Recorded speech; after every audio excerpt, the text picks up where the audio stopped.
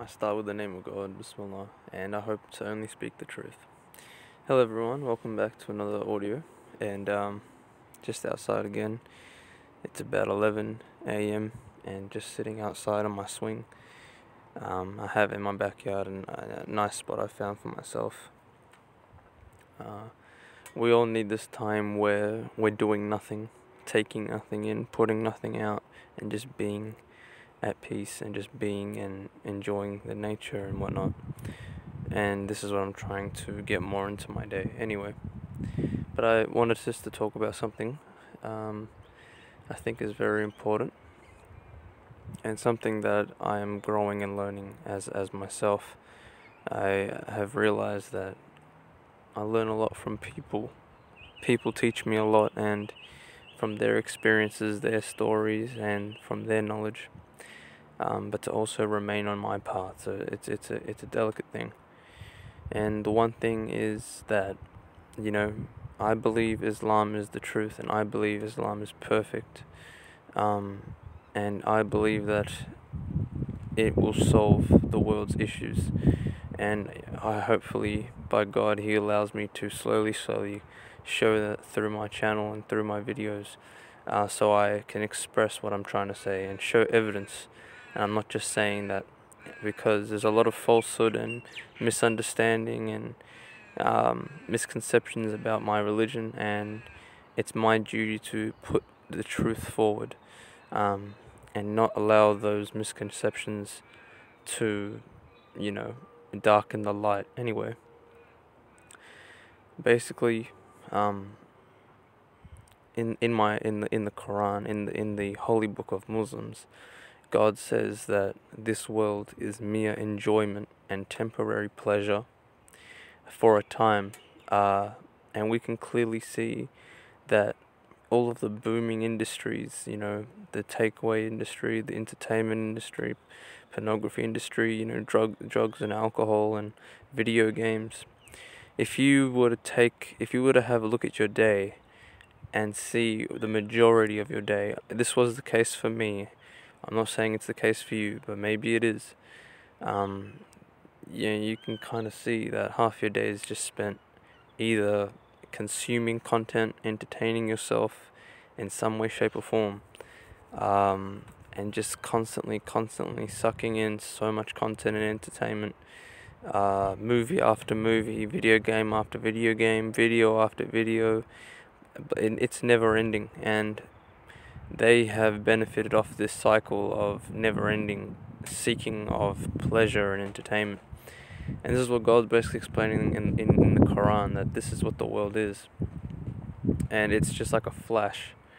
And when the world ends, it's just going to be like a flash, like a couple of milliseconds. And it's just going to all disappear in a blink of an eye. And if it's just really... God's just trying to express how meaningless it all is. And this just brought me to understand that how important it is to have real meaning in your life, real purpose, and not just a life full of entertainment and pleasure. I think that's really important to address, and it's something that I can understand myself. Anyway, back to the subject of today. I just wanted to say that. But to the subject of today, it's about self-image, the self-image of young people and adults, the media and the external forces of what a man should look like, what a woman should look like, blah, blah, blah. Look, I've talked about this before in my previous videos. I've covered a lot in my videos, man. I've covered a lot of things. But I really wanted to bring this thing up today because I was talking to someone in the comments, and they really made me think. And when I think, I like to speak because it helps me understand more. And basically, I myself, I think I spoke about this, but some of my backstory is I myself, as a young teenager, probably to like recent, I've really very struggled with my self-image. I remember back in school, I was always trying to look a certain way, always trying to look like someone in the pictures on TV, in the newspapers, always trying to be and look like something I thought was attractive and women would be attracted to, people would like. It was always about manipulating, changing, deceiving, and tricking people by deceiving, tricking, and manipulating yourself. And it just that was the kind of the way my life was, man. And I would always look for an imperfection, always wanted to change this, change that, and was never ever happy or accepted myself, and it really drove me to the ground. And a lot of my adulthood is picking up the pieces from my teenagehood, and I'm sure other people can relate to that. But they set an unreal expectation of what you should look like. They set an unreal expectation, and the fact that they set an expectation is wrong to begin with.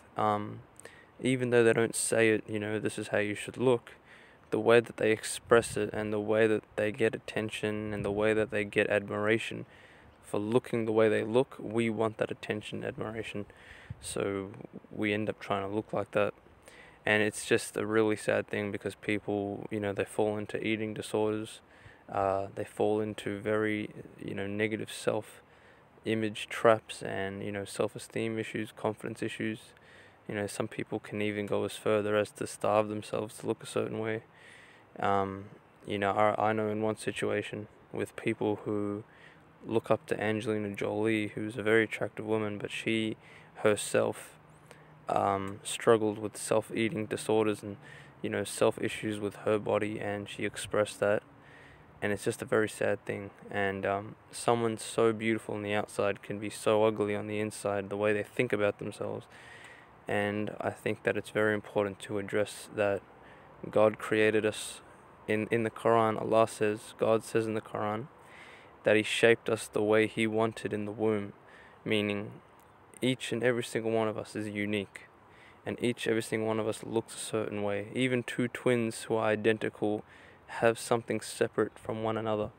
And there was something that Elliot Hustle said. If you guys know him, he said that we are all beautifully different and differently beautiful. Or he said something like that was really amazing. And basically, God's trying to express to us that He did a great job with what He did with our faces, with our bodies, that we're not meant to have this expectation of what we should be. We should have this expectation just to accept ourselves for what we are, not what we should be. And it's always what this, you should have this much money, you should have this much body fat, you should have this much hair, you should, and it's just a very, very sad way to live life. And here's Allah in the Quran, God in the Quran, telling us, the one who created us, in my belief, the one who created us and shaped us and formed us of how we look like, and from our youth all the way to old age, who shapes us in how we are born inside of the mother's womb. To be ungrateful with how we look is to be ungrateful for what He has given us. And one of Shaitan's promises, as I've learnt in the Quran, is that he will aim to make us ungrateful, and that is an expression of ungratitude to what God has given us. For people who are born with aren't formed right when they're born, they have maybe something wrong with the form of their body, of their face, and then you have normal looking people who are just completely ungrateful and who believe they look alien, and it's just a very sad thing. So I just wanted to address that, to be aware of that unreal expectation maybe you're putting on yourself, and to address that, because that could be something that's damaging you and you didn't realize it.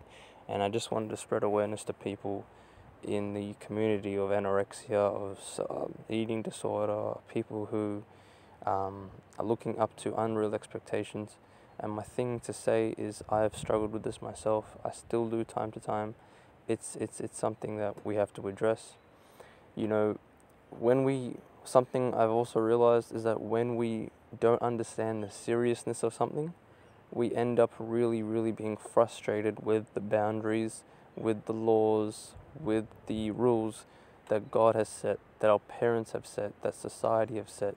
When we don't understand why they're there, then we get frustrated with them in the first place. So when God tells us to stay away from alcohol, to stay away from intoxications, to stay away from, things like self-harm or abuse or things like that, that they're set there for a reason, to stay away from interest or whatever the laws may be, they're there for a reason, and if we do not understand the seriousness, it's hard to, obey those rules. We just think they're there to, stop us from breathing, and it's something I just came to realize, that I had to really accept how serious of a harm the world can be, and why God has put things there to protect you so that you may follow His straight path, because there's a lot of paths you can end up in this world, and the ones who will survive are the ones who stay on His path. Anyway, guys, I just wanted to say that, and if you struggle with something like this, just understand that there's awareness and concern for those particular people, and that it's not a uncommon issue. It's a very common issue, and to always spread positivity around it, and always never have this should mentality. Try to lessen this should mentality. My hair should look like this, my face should, because it's a very detrimental thing from my experience as well. And hopefully we can be people who are grateful with how God has made us, how God has shaped our face, our personalities, our strengths, our weaknesses, and we can be grateful for that and not put an expectation so we become ungrateful. Okay, guys, thank you very much, and I hope this was beneficial. Thank you once again, and peace.